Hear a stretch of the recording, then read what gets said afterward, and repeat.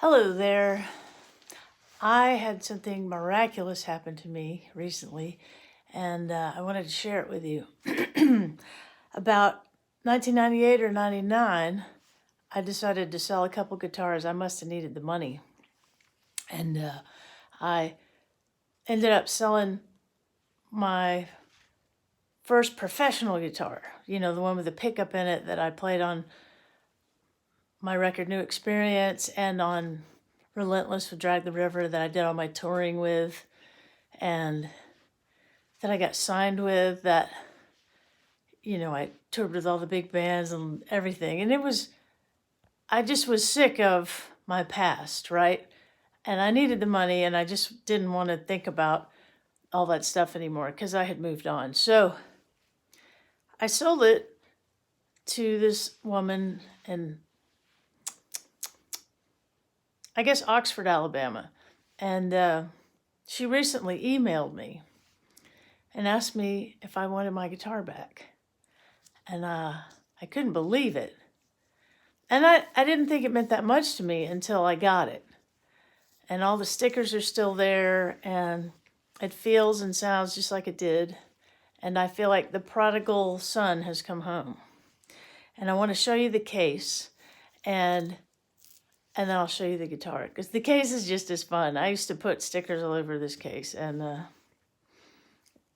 it tells you my early days, so I'll tell you some stories. Right, so here's the case. The first thing you'll notice is that it's held together with duct tape now, but it's got a lot of stickers from places I had been, things I had done. There's the Einstein A Go-Go sticker that was in Jacksonville, Florida, which I was just talking about the other day. Here's a David Lindley sticker from his record El Rayo X. And, he was one of my favorite guitarists and slide guitarists. And then, of course, I had to spray paint and stencil my name on there for when we toured instead of get a road case. And look at all these tags. These are from repairs and all that. Different repairs from over the years. They don't have dates on them per se, but there's some phone number I don't recognize on that one. And that looks like that was from an airline because it says Sky Cap on it. That one. And yeah, that looks like an airline. Anyway, here's some old sticker from a radio station that I'm sure we went in and played. And Justin Boot sticker. That's from when I went to Austin and bought a pair of boots. And I was so proud. That was my first pair of black cowboy boots. And then here's the top of it. That's in California, KOME. I don't know what that one was. Free South Africa. That's super old. SST Records. I don't think they exist anymore. K-Boy. That's the same sticker from the side. Marry My Hope. They were a great band out of Atlanta that I loved so much. And we all played at the White Dot back in the day. Everett Guitars is who first started working on this guitar back in the day. The Uptown Lounge. That was in Athens. Corporate rock still sucks. I agree 100%. I don't know why there's a Yankee sticker on here, except maybe I just liked it. These are Diodario stickers for strings, and that one too. Defeat Helms. I mean, you see how old that is. And this is something Beach, Florida. I don't know what that is, but there's something interesting under it. And then, of course, Sylvester, we have a putty tap. Look at this. Crazy Joe's. That's fun. So yeah, this has some history to it, but let's open it up.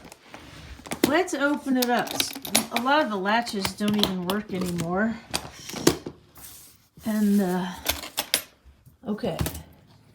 Here's my baby. You recognize this at all? from some Drag the River videos from back in the day. I guess it's an 1987 Guild with a pickup in it. And the neck is tiny. And here you can see where a drum cymbal smacked the hell out of it, or likelier, I smacked the hell out of the drum cymbal on purpose or by accident. It looks like I did that often. And lots of scratches and wear and tear. I always wear my guitars right here, where I'm down. Here's another gash. And there's lots of splits. Look at this. It's just fantastic. And where I wear it down is also right here. It's a tiny neck. Look how tiny that is. I can wrap my hand around it just completely. And then, of course, at some point, I broke the headstock off and had that repaired, but you can see it, but you can't even really feel it. I used to really tear up my guitars, but doesn't mean I didn't love them. And look how old this is. That's definitely the 90s. I'll probably be taking off all the political things. Isn't that cool? I mean, I picked it up Sunday on the way to our gig in Birmingham, and I played 32 seconds on it at the show. And I just didn't think it was that big a deal. I thought I'd show and tell it and tell the people about it and show the case and everything. And then I started thinking about all the places we've been and the things we've been through together and the people that I knew back then that aren't with me anymore. And I just teared up. I got a big old lump in my throat and started crying at the end of the song because it was just so wonderful to have it back.